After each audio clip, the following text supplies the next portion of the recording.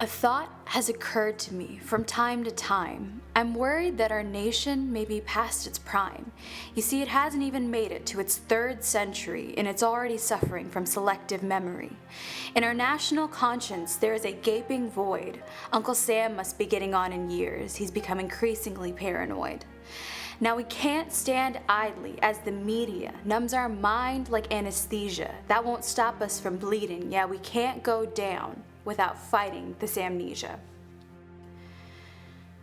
We have forgotten our past, so let me remind you. This nation was built on the backs of bodies it subdued.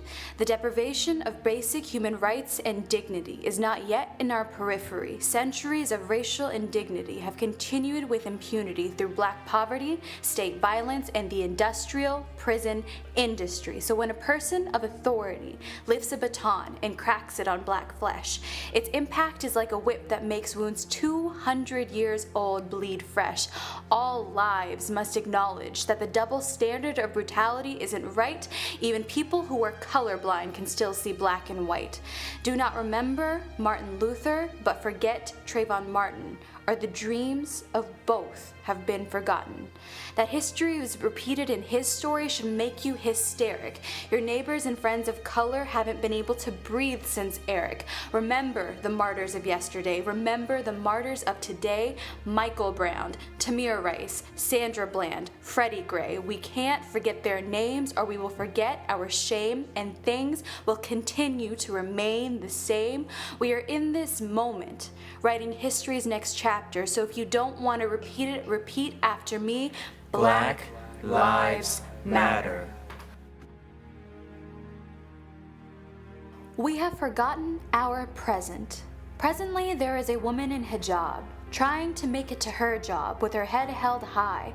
Through a sea of distrustful stares, she tries not to cry when all the passengers on the bus leave her a wide berth, because with every passing day, more xenophobia is unearthed. There is a family having to live while their children are in the ground because their neighbor couldn't bear it when he found that they had a Muslim background. 3 innocent lives were sent to paradise, and here we are rolling the dice with more lives. How many more will pay the ultimate price? For 15 years, any time a Muslim was on the news, the bottom line was these people are dangerous, yet the media isn't inclined to acknowledge their role in rising hate crimes. And my greatest fear is the ease with which we forget our own tears. Humanity wept when a Syrian boy was washed ashore, yet his brothers shout for help and we cover our ears. These crocodile tears are drowning out their last breaths. What is the point in crying over death if we ignore the plight of living flesh?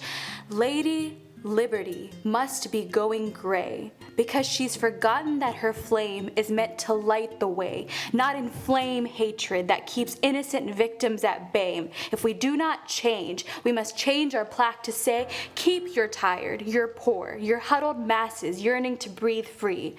We practice selective liberty. We have forgotten our future, the children we've sworn to protect. Just take a moment to reflect. 3 years since Sandy Hook and gun laws are still unchecked. We're riddled with leaders who pray for victims, then prey on us all with congressional inaction. They don't listen. We're screaming and kicking that gun violence has risen. The terror is within our borders. How much statistical ammunition do we need to catch the attention of politicians?